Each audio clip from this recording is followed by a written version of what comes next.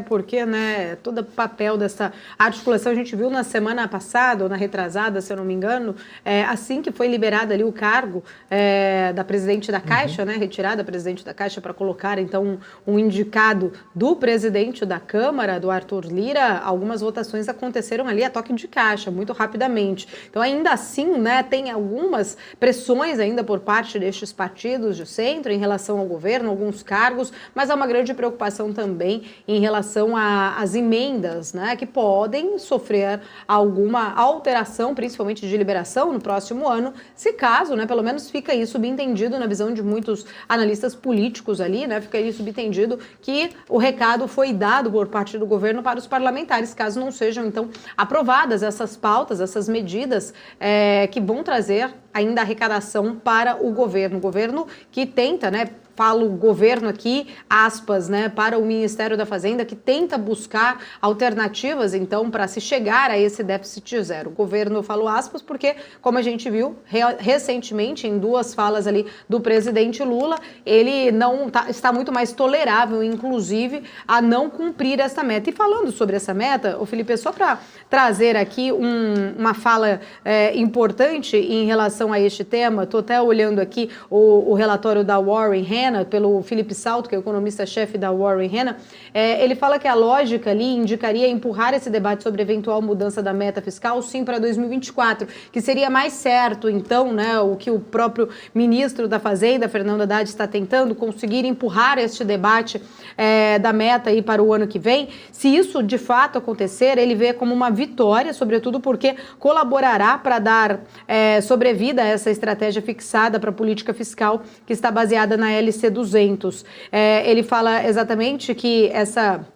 essa possibilidade de se ganhar este espaço é mais saudável, né, do que fazer uma alteração neste momento. Inclusive, nós falamos com ele aqui na semana passada, Felipe Salto deu uma entrevista pra gente, e ele trouxe justamente esta visão, né, o quão ruim seria, de fato, fazer esta alteração da meta fiscal antes mesmo de ter aí as aprovações de pautas arrecadatórias. Pois é, Paula, aí a gente segue acompanhando, porque a movimentação em Brasília também vai ser bastante grande essa semana por conta da reforma tributária que está sendo discutida lá no Senado, está prestes a ser votada na Casa, com expectativa de avançar nessa terça-feira na Comissão de Constituição e Justiça, além de receber a aprovação da maioria dos senadores no plenário. O projeto já passou por várias alterações no relatório e aprovado na Câmara no mês de julho, o que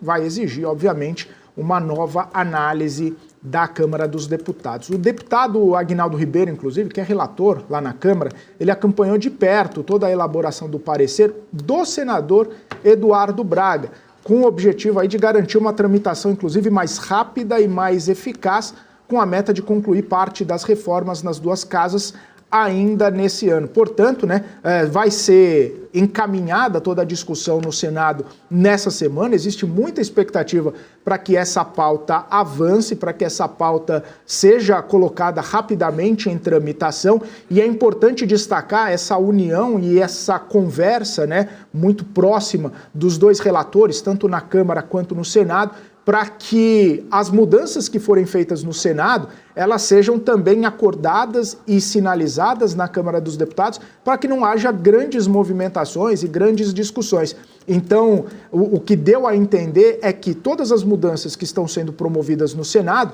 elas já estão sendo negociadas, conversadas, articuladas e até mesmo ratificadas pela Câmara dos Deputados, para que essa proposta, assim que for debatida e votada no Senado, ela seja muito rapidamente colocada em discussão na Câmara dos Deputados. E é até interessante que o próprio governo quer, né, que essa reforma tributária seja votada e seja até mesmo colocada para a promulgação do presidente Lula nesse ano, porque deixar para o ano que vem poderia acabar atrasando ainda mais o cronograma que o governo tem estipulado. Inclusive, ainda sobre esta pauta, né, sobre a questão de reforma tributária, o secretário extraordinário da reforma tributária, o Bernard Api, ele deu uma entrevista e disse que ele não descarta a possibilidade de uma alíquota padrão do novo IVA ficar abaixo ali dos 27%. Ele ressaltou que essa é uma decisão que vai depender ainda da regulamentação e também da delimitação dos itens que vão ter, então, as alíquotas zeradas ou as alíquotas reduzidas. E destacou que o senador Eduardo Braga, que é o relator da proposta lá no Senado, já teria indicado a existência de uma cesta básica com uma alíquota zero e uma outra cesta com uma alíquota reduzida, o que afetaria, então, a alíquota padrão. Os cálculos do Ministério da Fazenda apontam ali para uma alíquota entre 25,9% e 27,5%. Vale lembrar, né, que 27% é considerada ali a maior alíquota hoje do mundo, que é da Hungria especificamente. Na semana passada, o próprio ministro da Fazenda já tinha